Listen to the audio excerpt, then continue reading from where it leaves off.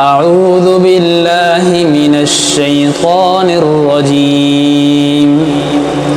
بسم الله الرحمن الرحيم. عما يتساءلون عن النبأ العظيم الذي هم فيه مختلفون كلا سيعلمون ثم كلا سيعلمون ألم نجعل الأرض مهادا والجبال أوتادا وخلقناكم أزواجا وجعلنا نومكم سباتا وجعلنا الليل لباسا وجعلنا النهار معاشا وبنينا فوقكم سبعا شدادا وجعلنا سراجا وهاجا وأنزلنا من المعصرات ماء ثجاجا لنخرج به حبا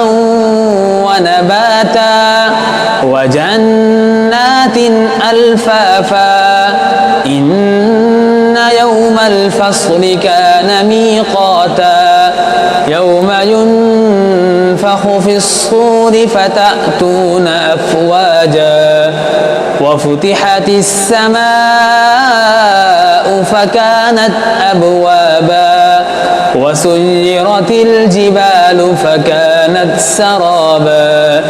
إن جهنم كانت مرصادا للطاغين مآبا لابثين فيها أحقابا لا يذوقون فيها بردا ولا شرابا إلا حميما وغساقا جزاء وفاقا إنهم كانوا لا يرجون حسابا وكذبوا بآياتنا كذابا وكل شيء أحصيناه كتابا فذوقوا فلن نزيدكم إلا عذابا إن للمتقين مفازا